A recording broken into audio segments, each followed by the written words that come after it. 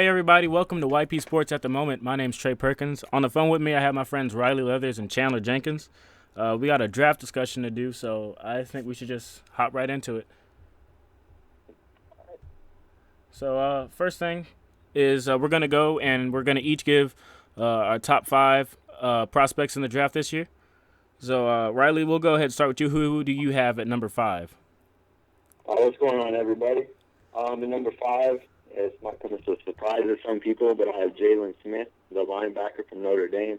He would be in the top 3 in my big board if it were not for his injury that he had this year. Some teams think he might fall to round 2. I think he's a top 10 player if it wasn't for the knee injury. He had 284 total tackles, 23 and a half of those for loss, 4.5 sacks over his career.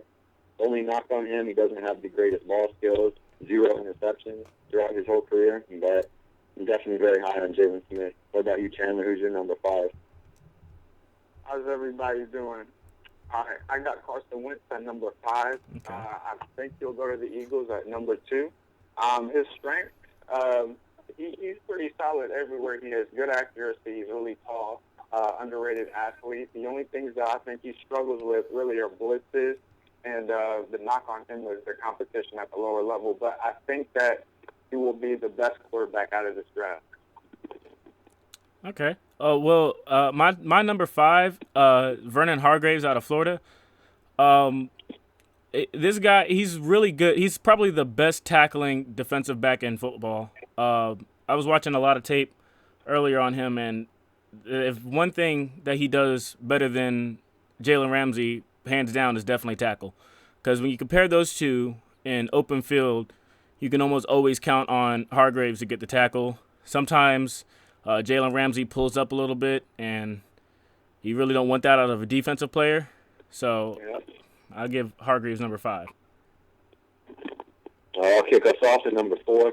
Number 4 on my big board, I have Jared Goff, the quarterback out of California.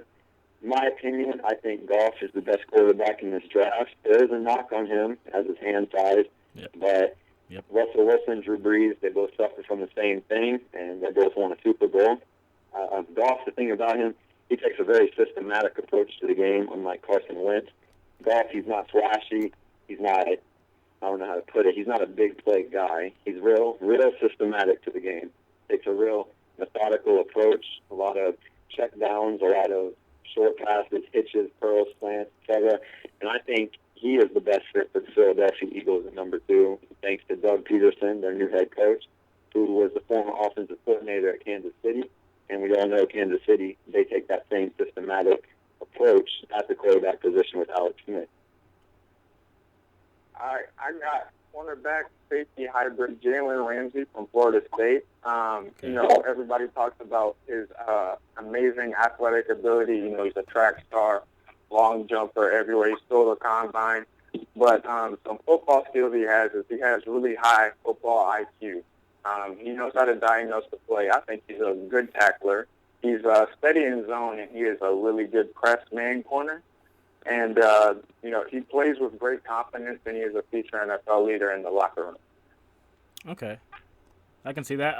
Well, for number 4, I'll go Carson Wentz. CJ, I know you had him at 5, but I'll bump him down to 4 because what I noticed reviewing his tape is he's a big guy, and he's really hard to bring down.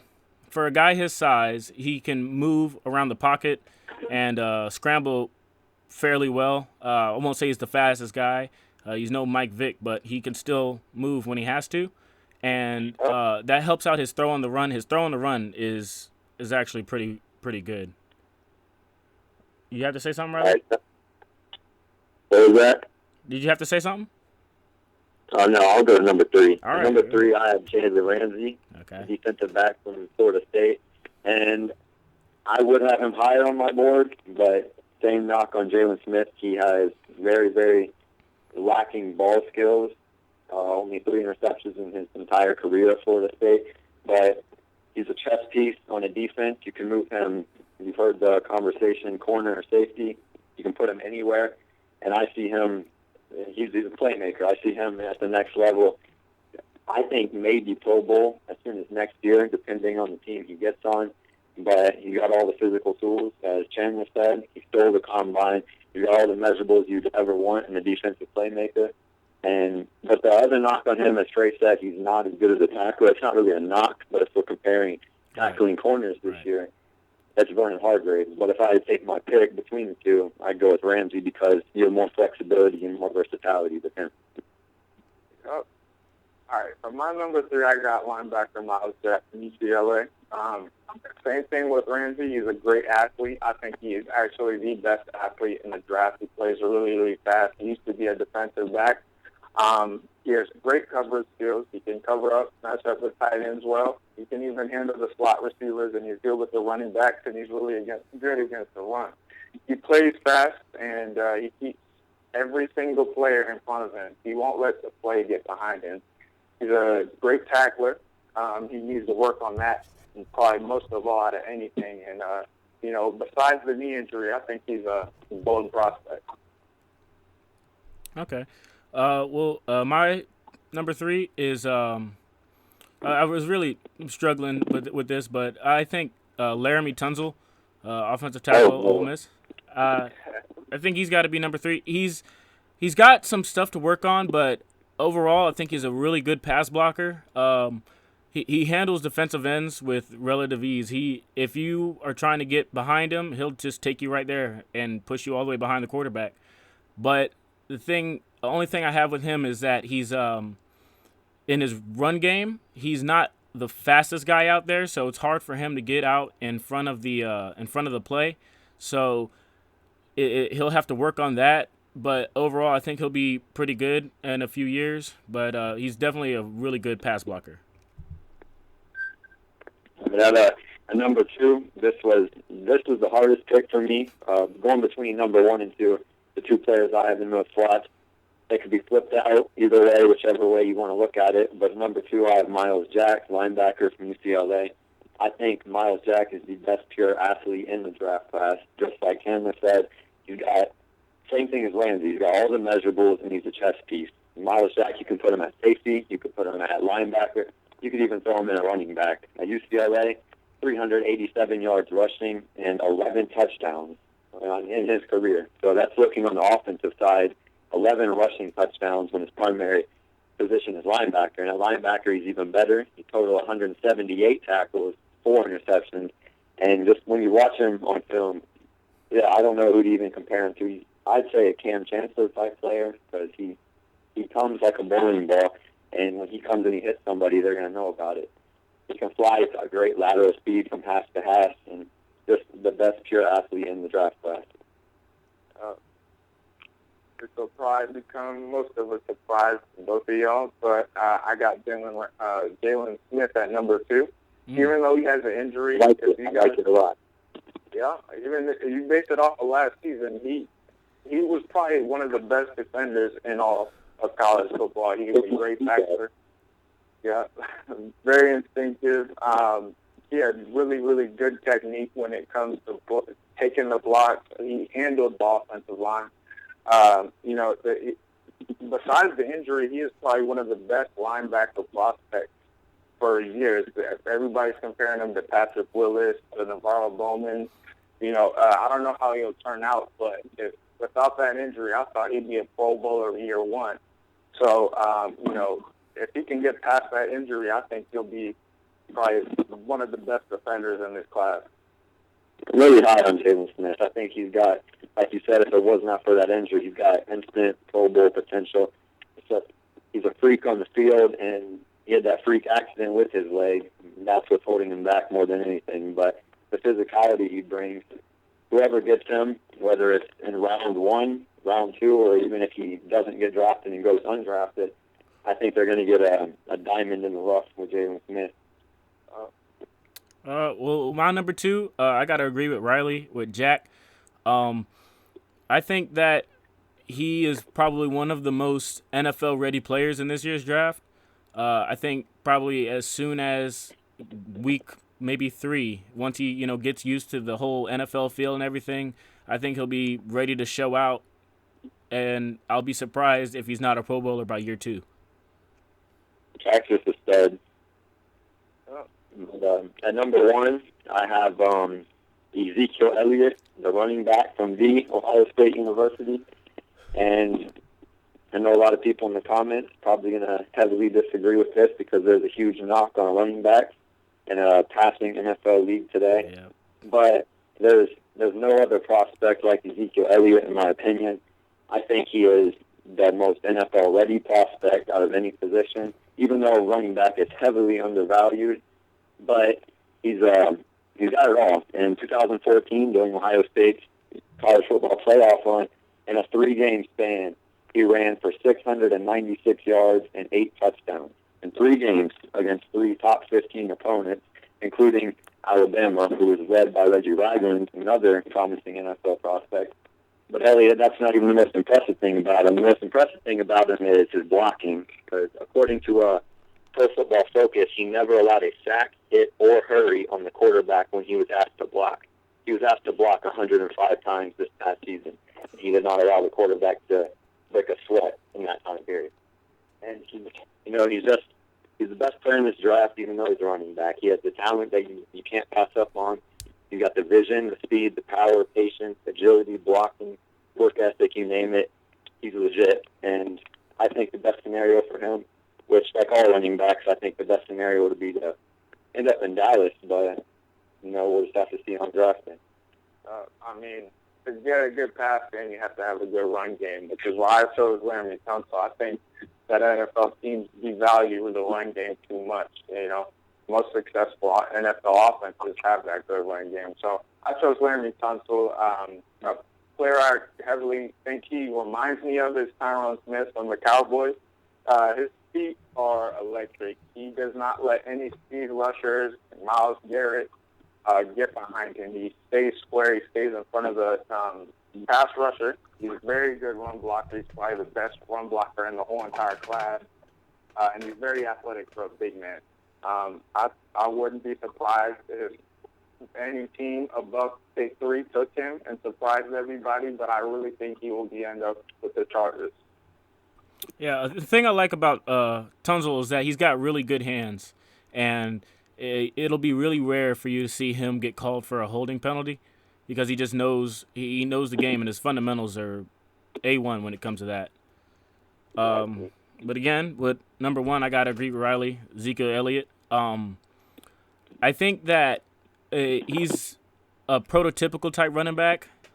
He can do anything, in all phases of the game. He can run, he can catch outside of the backfield, and he can block. Just like you said, yeah. He had 58 catches last year, 449 yards and a touchdown to go with that.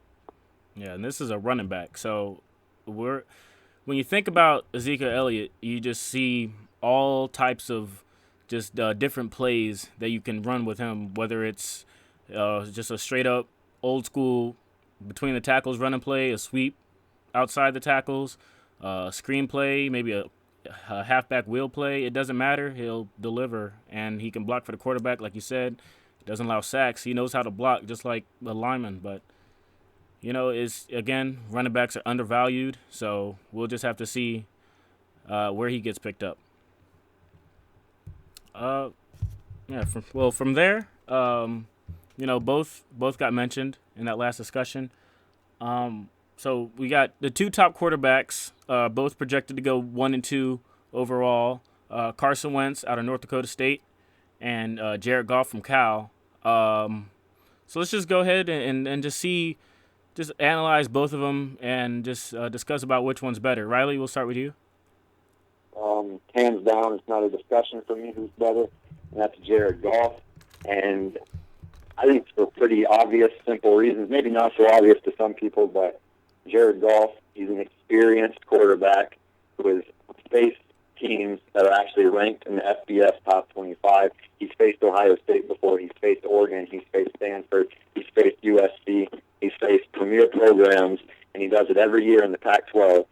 And the biggest thing with him is his composure. I think he has a lot more composure than Carson Wentz. In his career, he has over 12,000 yards passing,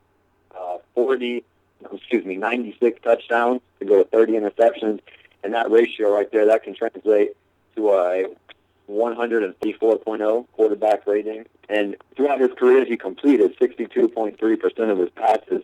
And I think that's a very solid number based off the competition he faced, because just look back 2 years ago when he was facing Stanford.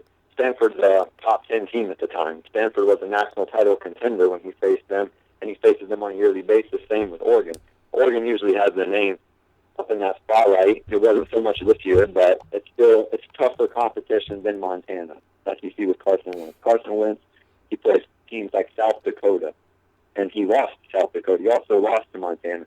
Carson Wentz, he doesn't have the experience in big time games. If you ask me, in just my opinion, he's big. Yes, he has a great arm. He's talented for his position, but I don't think it's really a comparison when you put the two together. Wentz, he's solid. He has very good numbers, but he played 42 games in his career, all right? 42 games. 5,115 yards passing. That's it. Jared Goff played 37 and had over 12,000 yards passing. That's a ginormous difference. Jared Goff, he's a much more complete prospect. I don't care how small he is. And like I said earlier, I think the Eagles would be the best fit for him. And the only thing that Wentz has over Goff, if you ask me, is the rushing ability. Because Goff, I will give him that. He has great ability to extend the play. But as far as just a pure NFL quarterback prospect, I'll take Goff before I take Wentz. Just my opinion. CJ? Well, yeah, I'm going to actually have to disagree. Jared Goff, in his biggest game of the year, Utah versus Cal, Jared Goff threw 5 interceptions. Carson Wentz, even though he does face a lot of lower-tier talent, he's shown out in just about every game. He's a very consistent quarterback. Jared Goff will have Jared Goff would have one of those games where it's just like, what are you doing? I've heard the comps between Aaron Rodgers, and I've heard the bus label, but honestly, I think they're both solid quarterbacks, but I would definitely go with Wentz. You look at the potential, and, you see how big he is and how he can extend the plays, and I think he will land with Philly, and I think that's a great fit. I think that they will construct a good run game, and I think that, Carson was tailored for the Eagles' offense. They dropped Chip Kelly. It's not going to be as fast-paced, but I think he will adapt. I think he will actually start week 1 as well. It'll be a systematic approach. The Eagles have the systematic approach with Doug Peterson, and Jared Goff is a much better fit for a systematic approach, whereas you have Carson Wentz, who would be more suited for a spread / West Coast type of offense. Well, see, I see the Eagles have a nice, big O-line, and I think that they will want to, I think they'll have to run the ball. Their receivers aren't really a strength, but I think that Wentz will feed off the run game. Goff, if he goes first overall, he will have Todd Gurley. If you're talking about who will have the better year, I think Jared Goff will have the better year, but in terms of who's the better prospect, I would have to give it to Wentz. You see, I give the edge and accuracy to Goff, and not by much. But just the ceiling of Carson Wentz, I think, is really, really high, and I think he'll be very successful.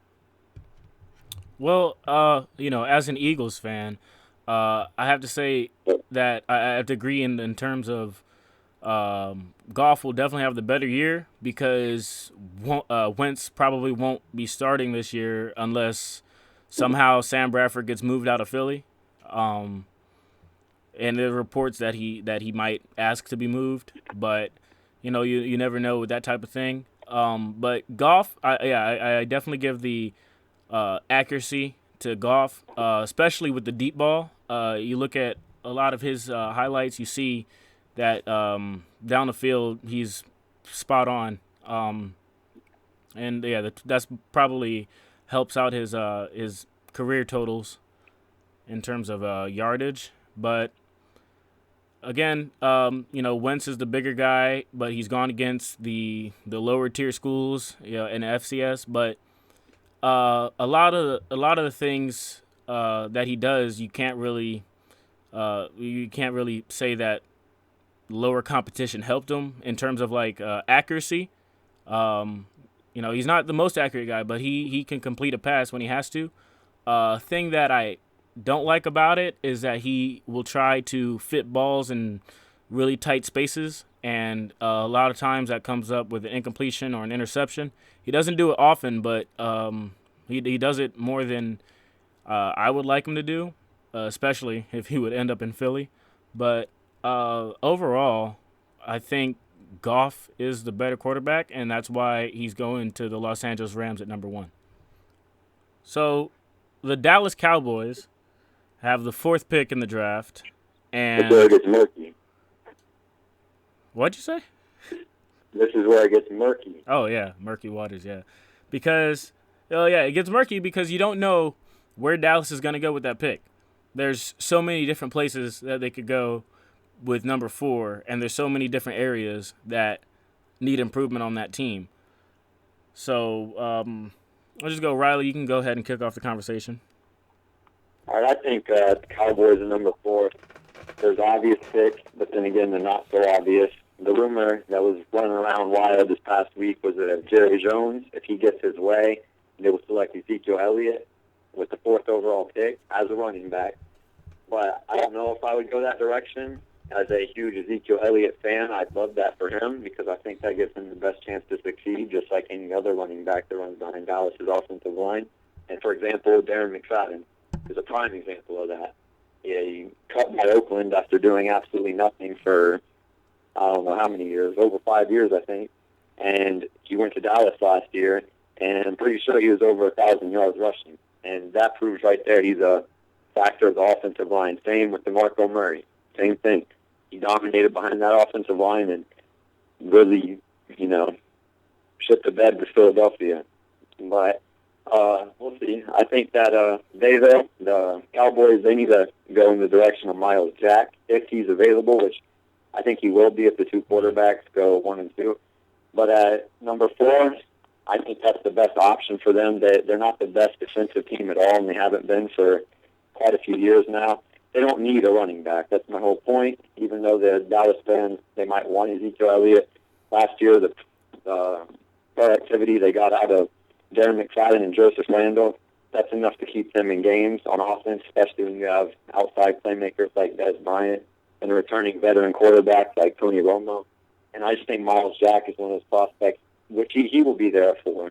I just think he's a player you don't pass up on, and you get him and you work him into NFL game shape, and I think he easily Pro Bowl potential year 1, as long as his knee doesn't hold him back. And, yeah, I think Miles Jack, that's the direction they should go in. Yeah, the Cowboys have pretty much been tied with everyone, even the quarterbacks in the top 5. So, really, I think Dallas, what they'll target is pass rush. The surprise picks would probably be the 2 Buckeyes, Ezekiel Elliott and Joey Bosa, and then the sure picks would be Ramsey or Jack. But I think that they'll go Bosa. After the suspension and the Marcus Lawrence and Greg Hardy exiting, I think they really have a need for pass rush, and Randy Gregory as well. I think they want to win now. So if you take a Ramsey or you take a Jack, or even if you take a quarterback, I think it's not a game changer. It's not what the Cowboys are looking for right now. I think if they get Zeke or they get Joey Bosa, I think it'll help them right away. They can't wait those 4 games for those 2 players to come back for them to start trying to win. They want to win now before Tony Romo leaves. And if they didn't want to win now, then they could have just traded up for a quarterback or taken a quarterback, maybe Paxton Lynch. So really, I think my surprise pick would be Joey Bosa. Even if Ramsey or Jack is still on the board, I think they will go pass rush. Well, they have number 4, and we didn't talk about number 3. The Chargers have number 3, and they can go in 2 directions. They can either draft Laramie Tunsil to help protect Phillip Rivers, or they can go on the defensive side and take Jalen Ramsey. And that sort of would sway Dallas's decision. If they take Ramsey, then Dallas would have to think whether they're going to go Jack or Bosa, like you said, or something else on that defense. But I think it comes down to Ezekiel Elliott and Miles Jack for the Cowboys, because especially if Ramsey's off the board, because they need a playmaker in the defensive side, and they really need, or they don't. Oh, they need somebody in the backfield to show out behind that offensive line, just like DeMarco Murray a few years ago.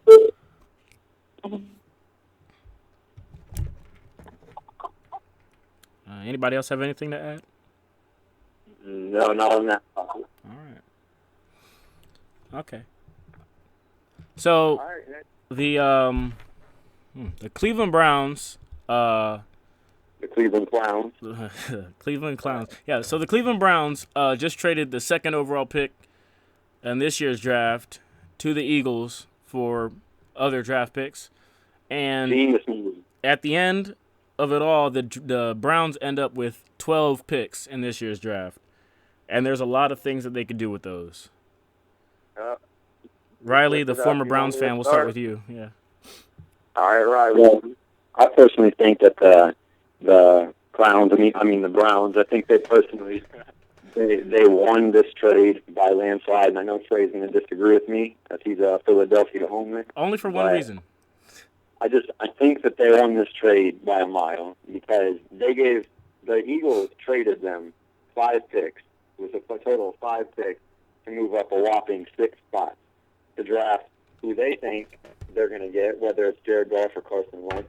And like Trey said, if Sam Bradford stays there, they traded 5 picks to move up 6 spots to get a guy who will ride the bench for a couple of years and develop. And I think the Eagles are one of those teams like the Cowboys where I don't know if they are, but I think they should adopt the win-now mindset. But I don't think they are with this trade. I think the Browns made a genius move for once in the NFL draft. I think that these 12 picks, they're going to set them up. I'm not going to say nicely. They might get 5 wins instead of 4 wins this year, maybe. But I think that Ezekiel Elliott, if he's on the board at number 8, and I know a lot of Cleveland fans would probably hate it because the last time they took a running back in round 1, that ended up being Trent Richardson, and we all know how that came out. But I think it'll end up like that. Not a chance. If Zeke Elliott is there, and because he's a special talent, as we've all alluded to numerous times, if he's there at number 8, I think that you hurry up and you scoop him, and you have a decent offensive line right now. It's more than decent. It's more than formidable to make sure that he gets the run lanes that he needs. And like Trey's alluded to before, his catching ability out of the backfield, it's the best in this draft class and probably the last 2 or 3 draft classes for a running back. 58 catches and over 400 yards as a running back. It's pretty impressive. But the Browns, I think around 1, you go in the direction of Ezekiel Elliott at 8, if he's there, which I'm kind of torn if he will be there or not. But if he's there, you scoop him. And then they have the number 31 pick as well. This isn't included in the Eagles trade. They just have number 31. And I think right there, they should go in the direction of a defensive player. I don't really know who right now. I'm thinking an edge rusher possibly, a defensive back since they lost to Sean Gibson to free agency. And these picks they've gotten from the Eagles, they're going to have 12 total picks. They're going to have, that's 12 picks to address 12 needs if you look at it.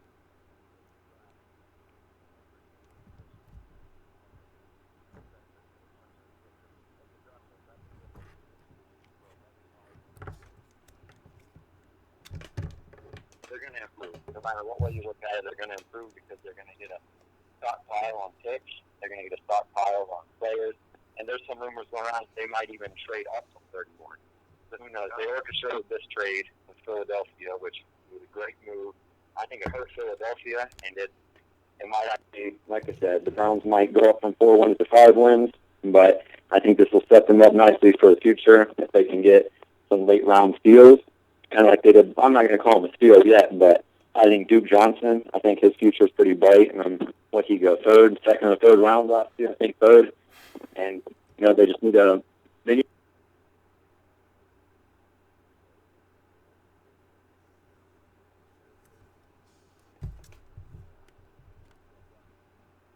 he's a super sleeper, Leonte Carew, the wide receiver from Rutgers.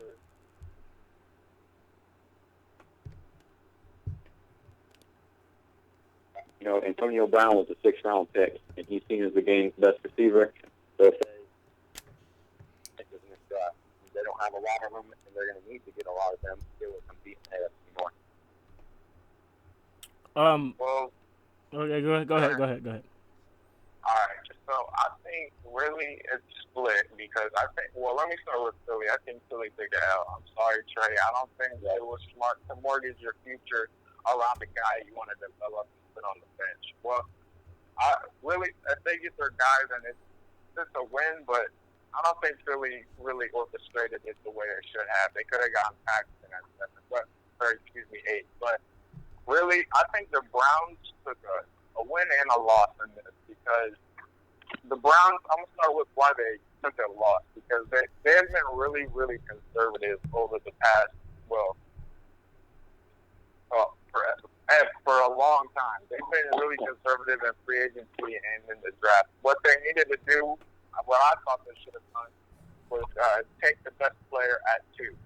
But they did trade back. I like what Hugh Jackson is doing, though. I like that they're stacking up their picks. I think they can get a really talented player at number 8. Though the Browns have, like I said, they've been really, really conservative. And I think this was a draft they needed to do to get that, that game changer. But if they traded back, I think all those picks will. I think that the change in personnel, the new mentality around Cleveland, I think that all helps with all the draft picks. The quarterback, Robert Griffin, I think they need to go a little bit of defense to start off. Maybe in the later rounds get them some offensive help. But really, if you look at it, the trade was kind of a loss. If you look at it for both teams, and kind of a win. But really, who I think won the trade in general was the Browns, and that doesn't happen too often. But I think that they can get some players of the future in this draft. Yeah, like you said, at number 8, there's going to be a talented player on the board. I like what you said about stocking up the defense. I think that would be the smartest thing for them to do here early on. And if you look at number 8, you're going to have defensive playmakers more than likely, obviously, there. You're going to have defensive ends like DeForest Buckner, who can play inside and outside technique, no matter what you ask him to do. He's an all-around defensive end / defensive tackle, whatever you want to put him at. And you can have there's other players on the board, undersized, but still very physical. Darren Lee, the linebacker from Ohio State. If I may, real quick, just step in real quick before you guys tear up my team a little bit more. I think both teams won and lost in their own way. I think the Browns won a little bit more, but the Eagles didn't lose as much as you would think. They traded up, they traded those 5 picks away to move up those 6 spots, but they are getting who could possibly be the future of the team. And when you look at the picks, the extra picks that they had already acquired in this year and next year's draft, they are only losing a total of 3 picks, so they would still have 7 in this one and 7 in the next one on average. So it's not like the Eagles mortgaged the future, like you said, CJ or Chip Kelly, but they did trade a lot, but they didn't get rid of everything that you would think. They just made too many moves, and when Chip left and he did all that to the Eagles organization, I just think they needed to stay there and just, start drafting and building a new team. But they did trade up, and if they get their guy, then it is a win. But I don't see the real reason, the whole purpose of why they would trade up. And I understand, as an Eagles fan, Trey, you don't think Sam Bradford is the franchise guy, and I don't either. Absolutely not. Anybody he can't. He's not a franchise quarterback. He's hurt every year.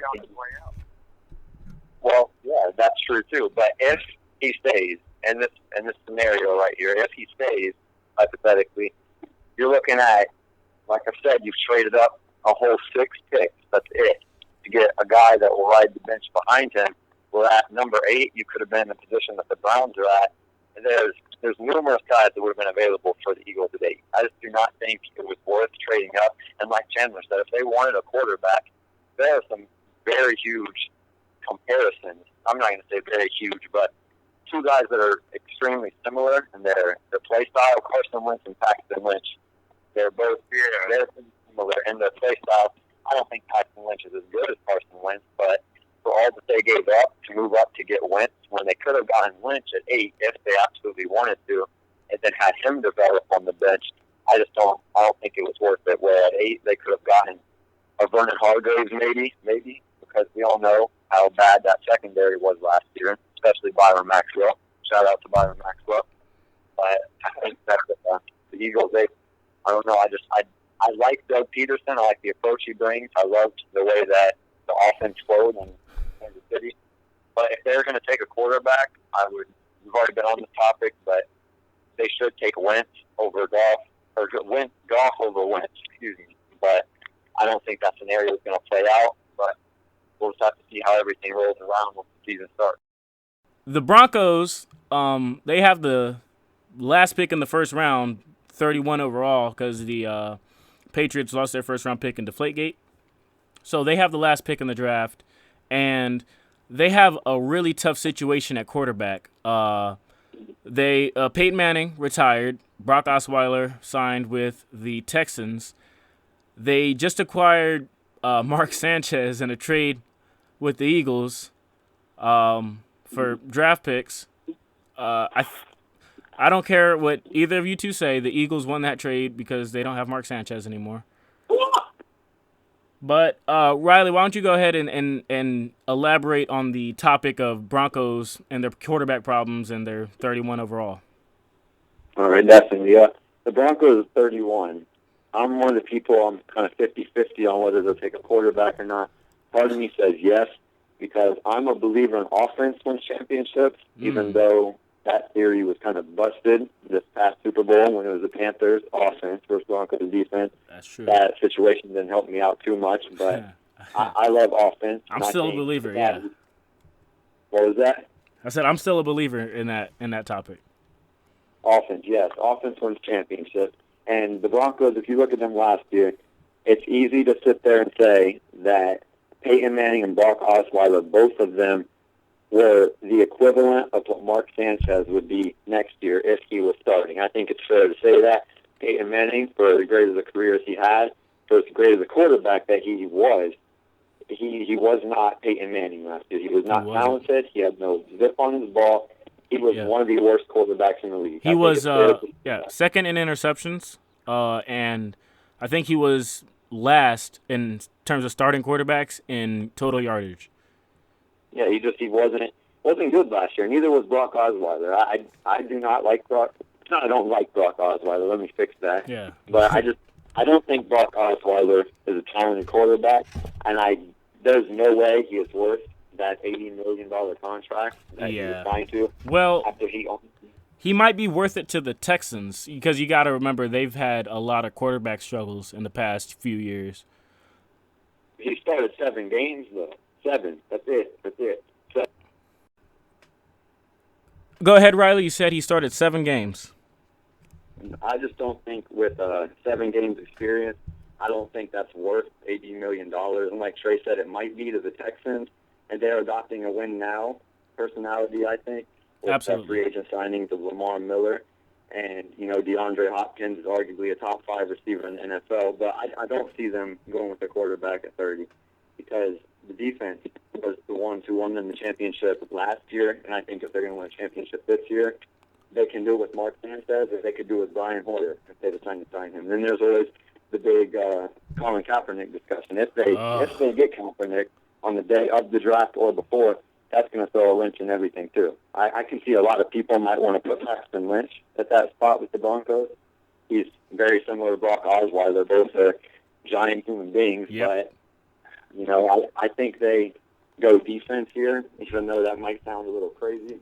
I think they bolster the secondary at this pick, and I think that they go with the safety, whether it be Vaughn Bell from Ohio State or whether it be Carl Joseph from West Virginia. And Joseph, he's coming off that gruesome ACL injury, but I don't see them going quarterback here because they were successful without one essentially last year, and I think they can do it again with a lower-tier quarterback like Mark Sanchez or Brian Hoyer, or even better in their case, Colin Kaepernick. So any of those 3 that would start, I think still gives them a chance to win a Super Bowl, again, as a repeat as long as they have the defense and as long as they lock up Von Miller, I think they'll be fine. I see a repeat of last year for the Broncos. I'm not going to go as far as say as they'll win the Super Bowl, but I see a very similar situation for them next year with a lack of quarterback play and a dominant defense. Do you think they'll win the division? I do not think they'll win the division. I think the Oakland Raiders will win the AFC West next year. I think that the Broncos will win the division. I don't think free agency wins championship, but I do believe the Broncos are still contenders. I don't think that they'll go quarterback 31, but I do see them going for a quarterback in later rounds, of course, and I think the specific quarterback that they'll want to take is Dak Prescott.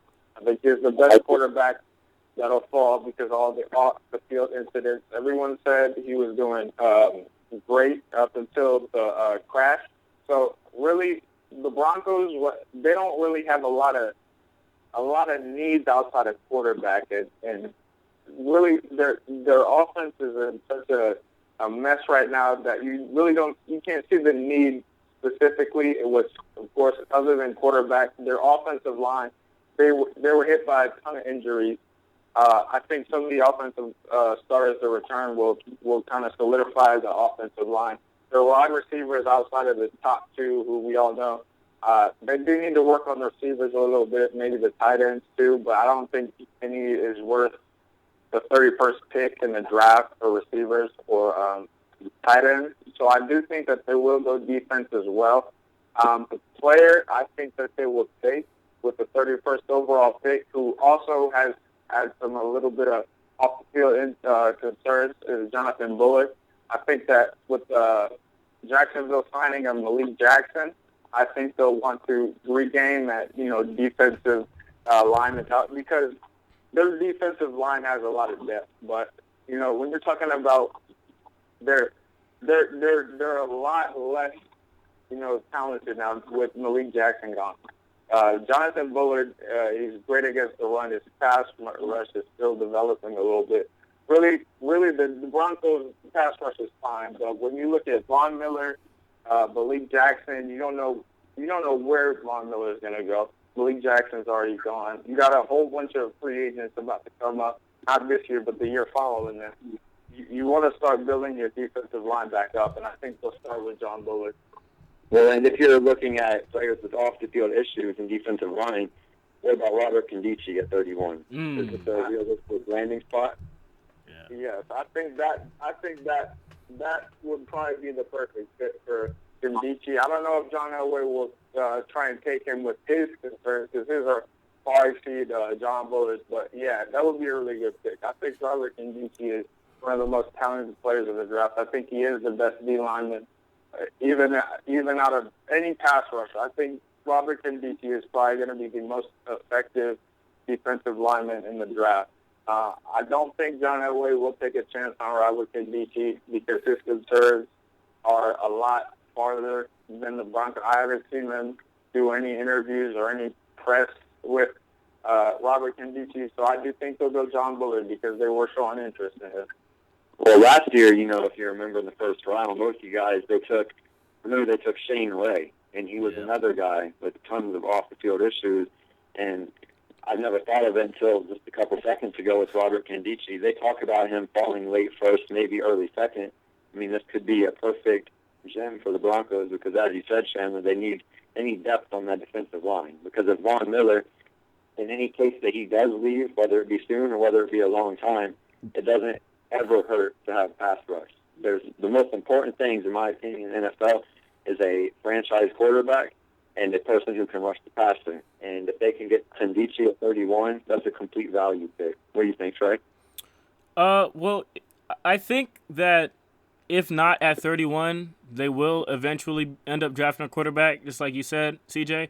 But whether or not they draft Paxton Lynch, I think that that depends on a few things because, like we said earlier, the Browns got a lot of choices at number 8. They can take Paxton Lynch if they wanted to, just to have somebody to compete with RG3 for the quarterback position. But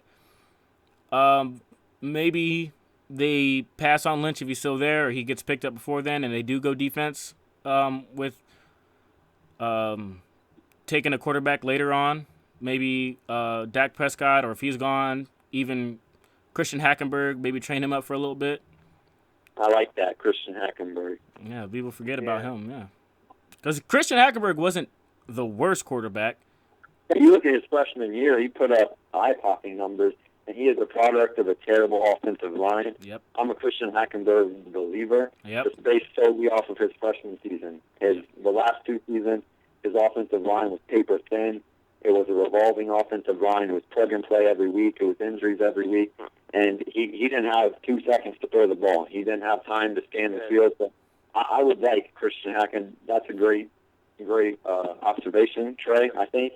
Because if Hackenberg, if they do scoop him up, that's another value pick. If they could get Kondichi in round 1 and say you can get Scoop Hackenberg in round 3 or 4, I think those are 2 very solid picks for the spot that they were picking at. Yeah, I think that's a really good draft. What the thing with Hackenberg, I think the Broncos have the time to give Hackenberg to develop into what he needs to be. The Broncos, they've done this a lot. They're great drafters. I think they'll find their people eventually. If it's not this draft, it'll be later on. But I do think in this draft, I think a Hackenberg or a Dak Prescott will be very, very good for the Broncos. I think they have a lot of time to give the prospects to develop.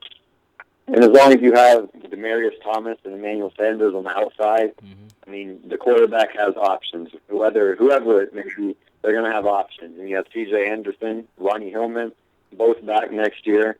The run game struggled a little bit this past year, but C.J. Anderson looked very, very solid in the Super Bowl. And as long as you have the playmakers, Sanders and Thomas, your quarterback, he's going to have options. He may struggle, but it's not going to be because of his supporting cast. It's going to be because of his own struggles personally. Yeah, I think the best way for them to go is to draft a quarterback late round, because they can just use Mark Sanchez for like the early part of this year or the whole part of this year to, just train up that young rookie a little bit, show him the NFL ropes, and then next year, week 1, have a fresh young quarterback starting at that position. All right, so every year there are a few players that get drafted either higher than they were projected to get drafted or exactly where, but they don't end up, coming to fruition in the NFL. Examples, Robert Griffin III had a really good first season with the Redskins. Then he got hurt, and it just went all downhill from there. A really big one in the past few years is Jadeveon Clowney for the Texans. Yeah. Did not play a single regular season game in his whole rookie season. Just injuries and illness. And then he comes back healthy the next year, gets hurt a few times. But then when he does actually play, he is not anywhere near number 1 overall quality. I think, personally, this is just me, I think he got drafted because of that one hit that he had. Against Michigan, Yep. 2013. Absolutely. But, Riley, we'll go ahead with you. You sounded really enthusiastic for this. So who is your top bust of this year's draft? Derrick Henry, running back, Alabama, without question. Oh, man. I'm not a fan of Derrick Henry. I'm not a fan of all the attention he gets.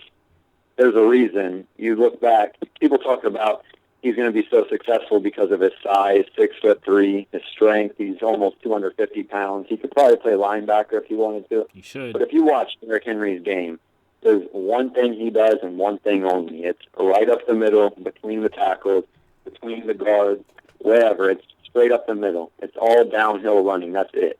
There's nothing to the outside. As you alluded to earlier, Trey, Ezekiel Elliott, you can take him sweeps, you can do screens, you can do wheel routes, he can go in the middle, he can do whatever you ask him to do.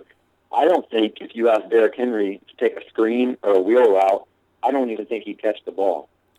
Yeah, well, I was watching when I was watching the Vernon Hargraves tape earlier, I was watching the Alabama-Florida game from this year, and you could see they tried to swing it out to Derrick Henry a little bit, like a screenplay, and he was just getting torn up. There was nothing that they could get from those plays because it just doesn't work for him. There's just no elusiveness. There's no agility. I'll give Derrick Henry credit for what he did this past season, but that jump from college to NFL is going to be a rude awakening for him, in my opinion, and he's going to be totally overdrafted. I would not be surprised if he went late first round to the Seahawks.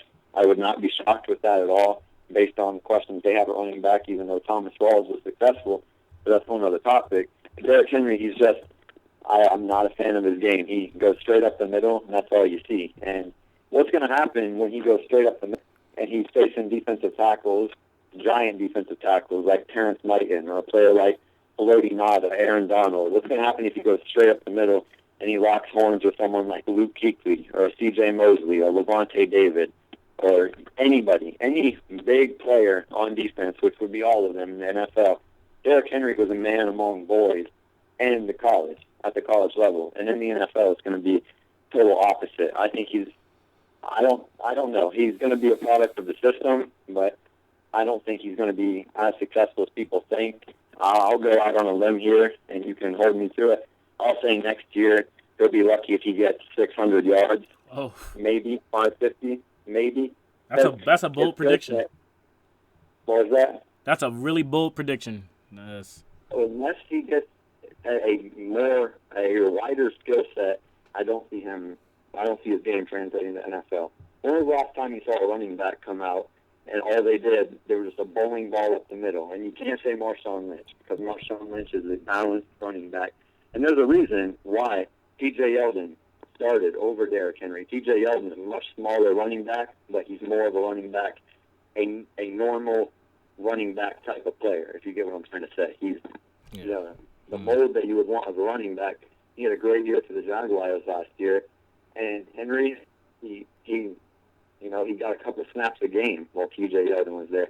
And I think there's a reason for that, because T.J. Yeldon is your more prototypical type of running back, whereas Derrick Henry, he's a one-trick pony. And I see him as the biggest bust this year by far. CJ, we'll go ahead and go into your bust for this year. Actually, I got a question for Riley. All right. That's good. Who will be more successful in the NFL, Derrick Henry or Kenyon Drake? Because he did say something about the backup situation with T.J. Yeldon and Derrick Henry. So I like that. I like that question. That's a good more question. Successful. Are you talking more successful short term, as in year one, or the long term picture between the two? Long term. Long term. Kenyon Drake. No doubt, he's great. I see a lot of Shane Vereen in Kenyon Drake, and Shane Vereen's made quite a living in the league, being a pass-catching running back. And Derrick Henry, I'll go off on another limb here, and I'll say he lasts 2 years in the league, if that. Oh. He's Richardson 2.0. Oh, And Kenyon Drake, I like Kenyon Drake, I do. I like what he brings to the table. He brings a rare skill set that not many traditional running backs have. He's almost like a receiver in a way. And in Alabama, he was a chess piece. They used him. Lane Kiffin put him wherever he wanted. You could put him in the slot if you wanted.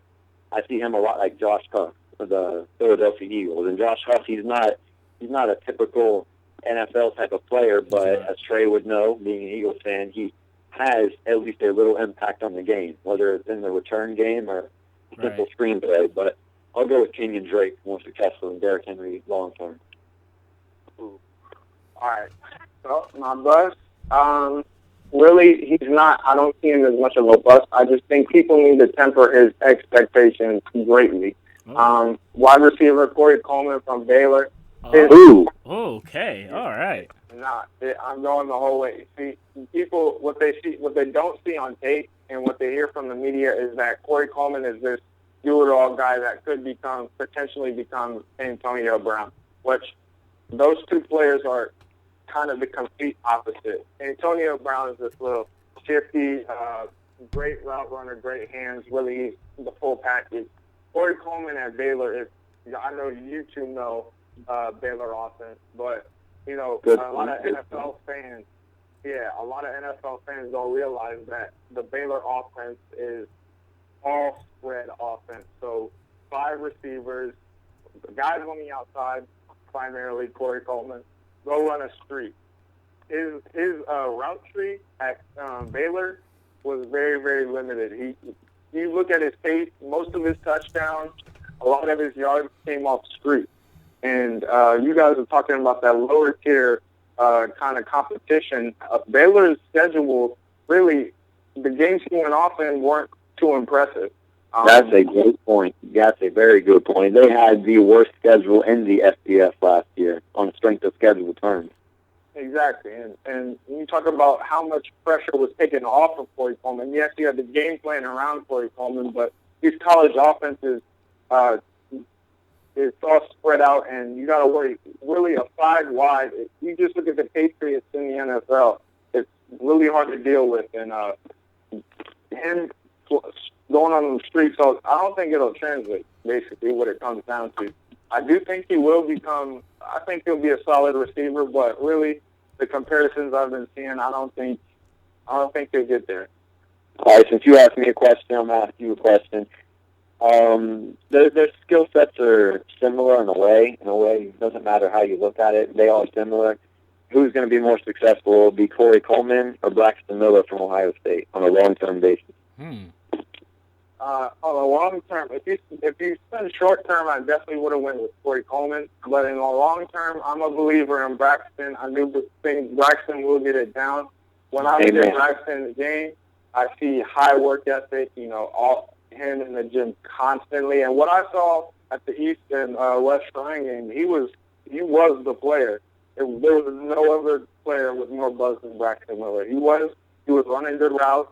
He was catching the ball. He had a few drops. He showed great speed, good strength for a receiver. I think Braxton will become good in a few years. But the only knock on him was those East-West Shrine game cornerbacks weren't too good. So I'm going to need to see some more from Braxton. But, yeah, I definitely think Braxton will become a great player down the road. Yeah, what about you, Trey? Yeah, do you think Braxton will be successful? Yeah, I think Braxton, he's just going to take a few years. But I think eventually, he's athletic enough, he's good enough of a football player to the point where he will eventually develop into a top-tier wide receiver. He's just got to get used to it. But, he did really good in his first year as a receiver, and I think that he'll only improve in the NFL. So, Trey, who you got as your biggest bust coming out this year? Well, I agree with you with Derrick Henry, but thank you. I'll keep it short. I think in terms of why he's a bust is because he is the second ranked running back in the draft, and I don't agree with that very much. I think that in terms of just total skill, Derrick Henry is nowhere near like the top, at least the top 3, because again he's got one thing to his his repertoire of skill sets, and that's just running in between the tackles. And other than that, he's got no other skills. He's a big guy. I can see him playing running back in the distant future, or linebacker in the distant future, because there's no other spot for him on offense, and he's got the size. He just needs to, he'll train up. Just like G.J. Kinney, who started his career as a quarterback for the Eagles. He's now playing safety for the Giants. So, because it didn't work out at his first position, so he got trained up at another one, and that's what I see for Derrick Henry if he stays in the league. Yeah, I mean, I seem like I'm the only believer in Derrick Henry, but he is built like a linebacker. But I think he's one of the guys I think could be a steal. 500 yards next year. I don't know. Well, let's transition into our steals of the draft. Yep. I'm going to start with my steal. I have Carl Joseph, safety from West Virginia, and I personally think he's the best safety in the NFL draft this year. But unfortunately, due to his ACL injury, he will not be a first-round pick. From everything that you see online and everything you read from different scouts around the league, it seems like he's going to be a very early second-round pick, maybe mid-second-round pick. But I love watching him on film. It's an absolute blast watching him. He is. If I had to describe him as an object, I would describe him as a missile strapped to a rocket, if that makes any sense at all. Because when he hits somebody, it shakes the screen. literally, it shakes the screen. But Carl Joseph, he is a flat-out baller. They talk about his size. He's only 5'10", 197 pounds.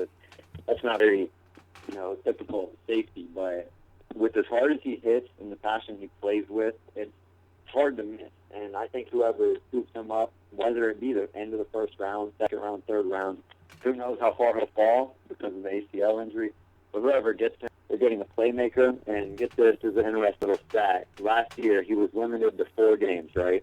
In those 4 games, he had 5 interceptions and a forced fumble in 4 games. In his career, he had 274 tackles, 9 interceptions, and 3 forced fumbles. So he is a total package on the defensive side of the ball. He can tackle. He has a nose for the ball. And those 3 forced fumbles show how viciously he hit. So I think Carl Joseph will be the steal of the 2016 NFL draft. Yeah, that's a good pick. I was looking at him, too. He's a very vicious hitter, but I'm going to choose a safety linebacker hybrid. Trey from USC, I think he was probably the most underrated and underused defender in the whole entire Pac-12. He is a hard hitter. He is great in zone. Him in man coverage is a little iffy, but he's a hard player. He's very instinctive. He has a small frame, but if a team can use him correctly, I think he'll fit right in. He's very fast. I think really a good fit for him would be a linebacker and a 3-4. His strength is against the run, and for him to be such a smaller type of linebacker, he's very good. He does get carried a little bit against offensive lines, but he's very great. He's good against the run. I think if I had to compare him to any player, it would be Deion Buchanan from the Cardinals. They both play similarly. They're very hard-nosed players. They can find the ball, the sideline to sideline. I think he will be a swinger. They'll move him around whichever system he goes to. But, I could see him fitting into a weak side kind of role in a 4-3. So if you use him right and you develop him correctly, I think the sky's the limit for Silas. But you got to find the right team for him. You can't just, throw him in there. I think like a Shaq Thompson kind of player in a 4-3 and a Deion Buchanan in kind of 3-4 is that kind of player he will mold out to be. There's a lot of Miles Jack and Cravens when you watch his game. They're both, like you said, that hybrid type, and they're both just flat-out football players. They are both incredible athletes. They find the football. So what about you, Trey? Who's your steal of the draft? I'll have to go with Jeff Driscoll's teammate out of Louisiana Tech, Kenneth Dixon. Kenneth Dixon, I love it. Yeah, Kenneth Dixon is. I think he's ranked maybe 5th running back, projected 2nd or 3rd round. I think that he, especially compared to Derrick Henry, I think he's definitely one of the top 3 running backs in the draft. I'd have him at a solid 2 behind Elliott because again he had a lot more touchdowns than Derrick Henry could dream of. I think it was just maybe the. He had over 80. Yeah, exactly. Maybe the school he went to, Louisiana Tech isn't a big school. There's not a lot of prestige at that school, but that doesn't take away from the fact that this guy he fights hard and he can get what has to be done. And I think whoever gets Kenneth Dixon is going to have a really good player. By the time he develops completely, and he'll definitely have a more successful career than Henry could at running back at least. There's the small school running backs based off of what we saw last year with that running back class. If you look at every Melvin Gordon picked 15th overall after breaking the rushing record, only to have it broken a week later. I had him above Todd Gurley last year on my board, and that shows how smart I was when it came to this.